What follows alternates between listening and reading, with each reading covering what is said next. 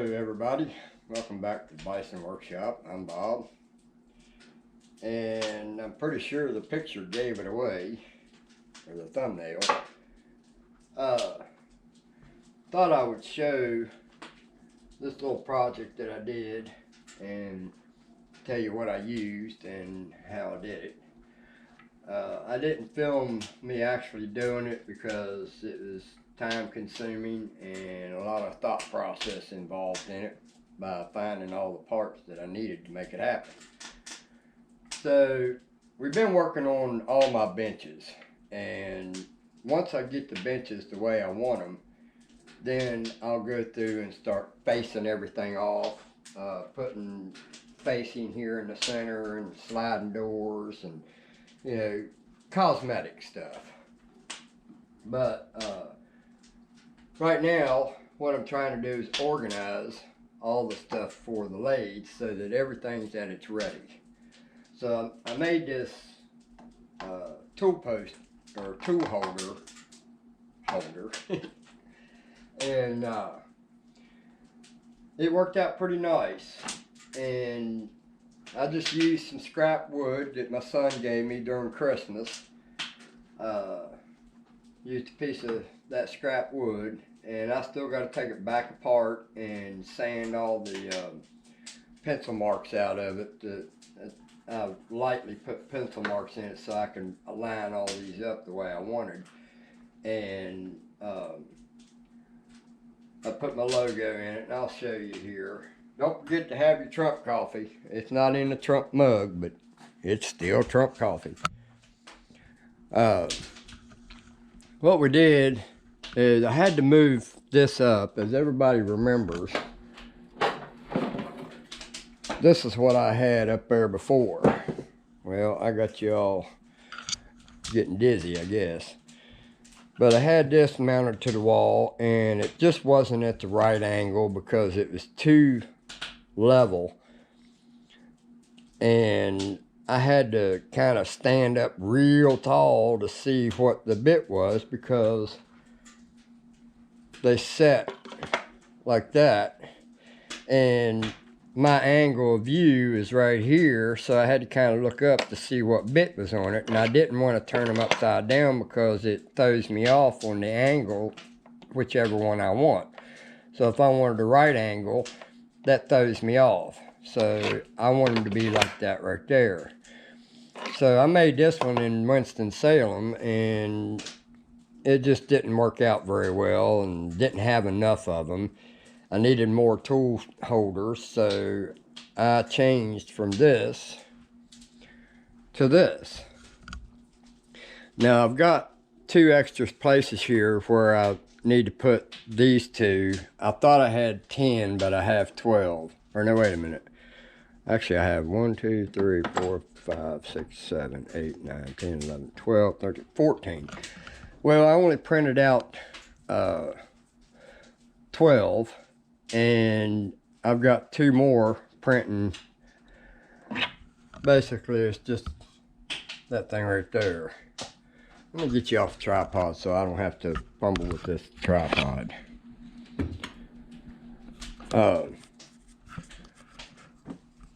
So I just 3D printed a wedge, and they go on there, they hang, and it don't have to be a lot of weight, or it doesn't have to carry a lot of weight, because these things ain't that heavy. And then we have our boring bars and my knurling tool, and then I got 2 tools that doubles as a knurler and a boring bar. This one here, my buddy Dale made that one for me. I've used that one quite a few times.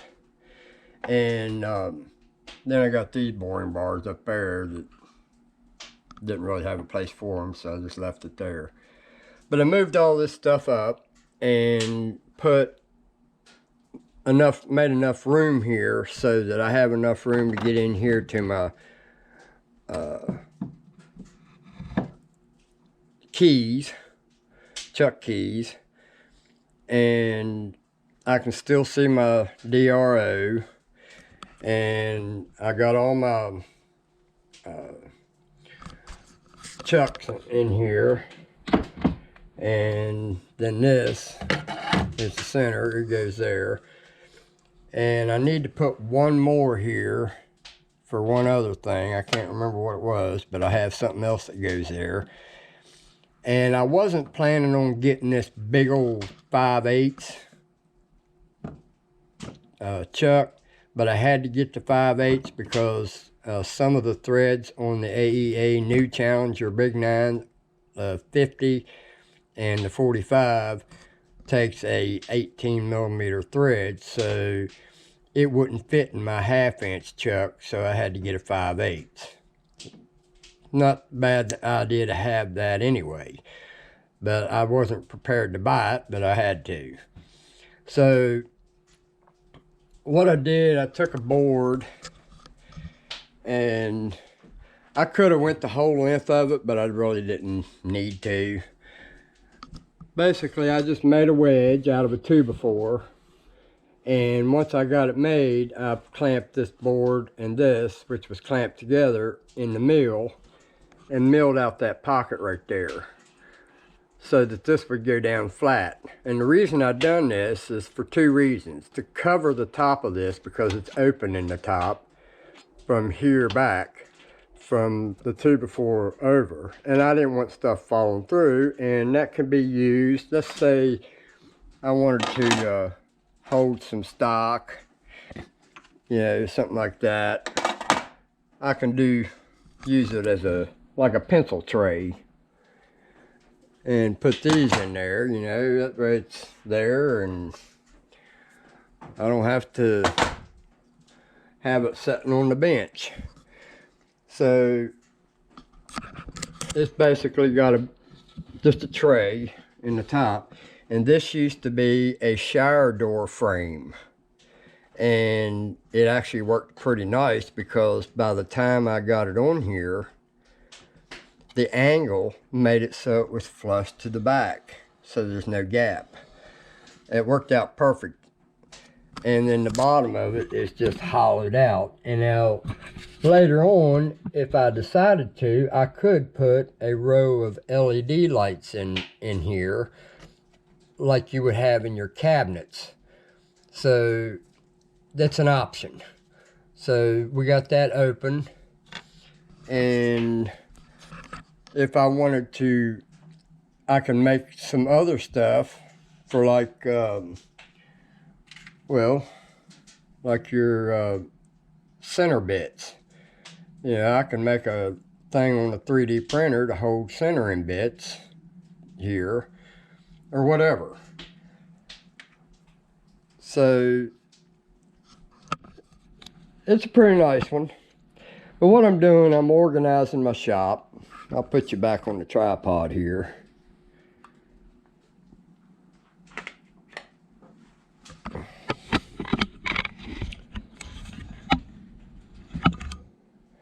Trying to organize the shop because I got a future project coming. Actually, 2 future projects coming. I'm building a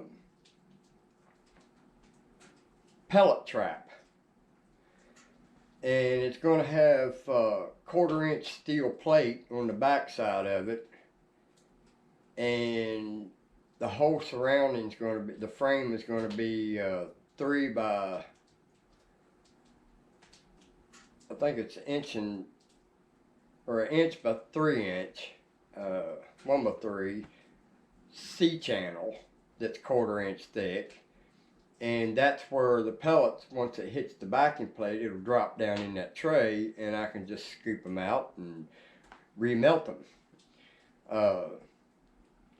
If it's not too dark, I'll show you why I'm doing that.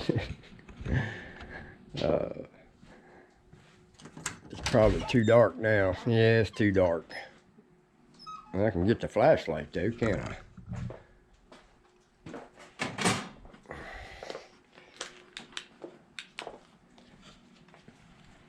Alright, I'll show you what we got going on here. The reason I did it, this is my old And look at all that lead. Most of it fell out. But that's the boards after I got done. And that's not really a whole lot of shooting. And it destroyed that board. All them 357s and 50 cals and stuff like that just destroyed that board. So I decided to make a pellet trap, and these are going to be the legs, this sign post, and this is the plate, the kind of plate that I'm using, which is right here. I've got all the pieces right here to make a pellet trap, so I'm going to be making that soon. But right now I got to get my shop organized, because I have a bad habit of let's see if we can put this up on the bench. Let's set you up here.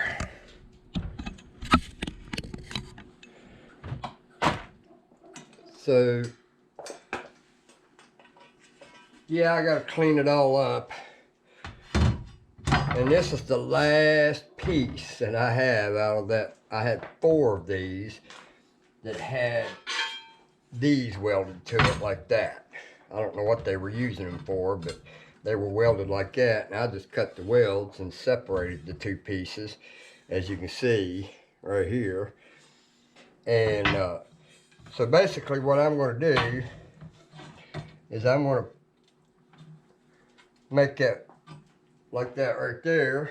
So then we've got this piece that goes on the side, and all this will be welded up, and this will go on the side just like that.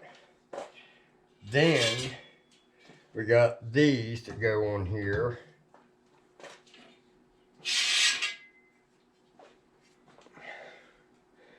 It'll go just like that right there. We hope this is going to work out okay. Actually, the holes go down. So then this goes on there like that. And then I'd like for it to have been a little wider, but it ain't gonna work out like that.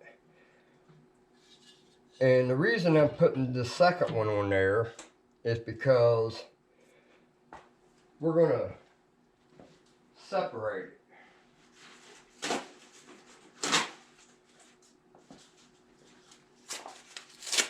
So we're going to put some cardboard under here like that and separate it so that there's a slot in there, or a slut, whichever one you want to call it. And then we will have it so we can slide cardboard in there and make our own targets. So all this will be welded together just like that. And then this will hang on the bottom. Something like that right there. Then I'm going to try to make a tray out of aluminum that hangs on here or something. I don't know if we'll make it slide on there or whatever, so that it collects the pellets and slugs. So when it hits, it'll fall down in the hole. And we may have to cut the side out of this right here so it widens that hole a little bit more. But this is the idea, and this will be the shooting area right here. And we'll have another target that we'll use for sighting in. This will only be for accuracy and shot count and beats per second target. So we want to try to save as much lead as possible so we can remelt it and use it to make more 357s and 50s. So that's one project we're working on. And then the post that I showed you will go on the back side of this, and just take a post hole digger and dig you 2 holes separated, put them down in it, fill it in with dirt, pack it, and you got yourself a nice target. So that's going to be so you can slide cardboard. And I eat them, I eat a lot of those microwave meals, and they are the perfect size to make cardboard out of these, so I can recycle those too. So even eating helps me with my guns and shooting. So that's what we're going to do in the near future. Just wait until it warms up a little bit, so I ain't got to fight with this fire all the time. And then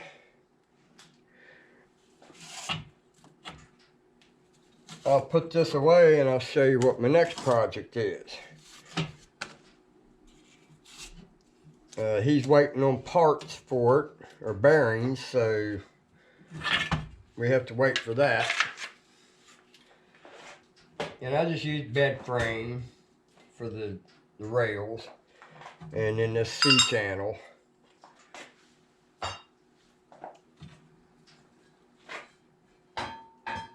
And it should hold up.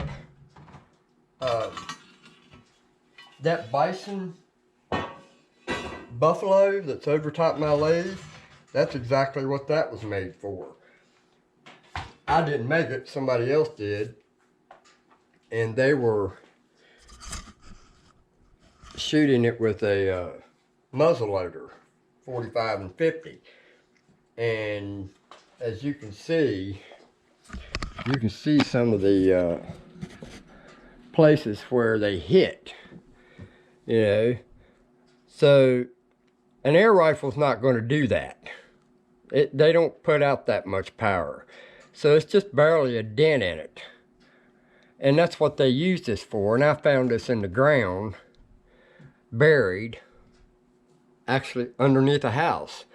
It got buried, and then they built a room on top of the thing. And when I tore that room off of the house I was living in before, to save the rest of the place, I found that when I was digging. So, and that's 1/4 inch also. So, actually, I think that's a little thicker than 1/4 inch. That might be 3/8. Yeah, it's a little thicker than that other. But anyway, we'll show you what the next project's going to be. My buddy is building, well, he built one grinder, a knife making grinder. And he got the plans off of some kind of out of a catalog somewhere. And he had a motor for it, but then he decided to make a second one. I don't know if he had a motor for it yet or didn't have one or whatever, but I made the suggestion. I said, well, I've got another treadmill motor that I had left over that we can turn it into a DC variable speed. So that's going to be coming up next. These 2 projects. We're going to add this to his grinder. We got our switch for on and off. We got our potentiometer on the converter, which changes it from AC to DC. And we got our rectifier, or yeah. I can't know. Shit, I can't remember what it's called. I think it's a rectifier, and it just all it does is just changes AC to DC. And then we've got our 2.25 horsepower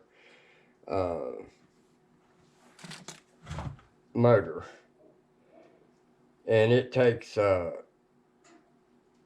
95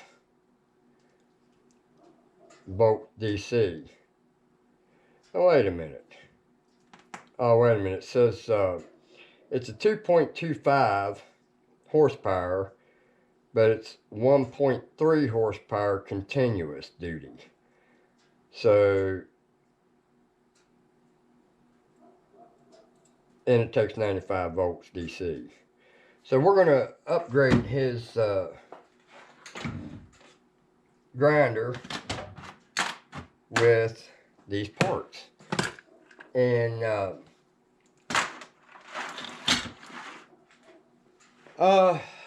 I want to build a gun cabinet also. I need a gun cabinet so bad it ain't funny.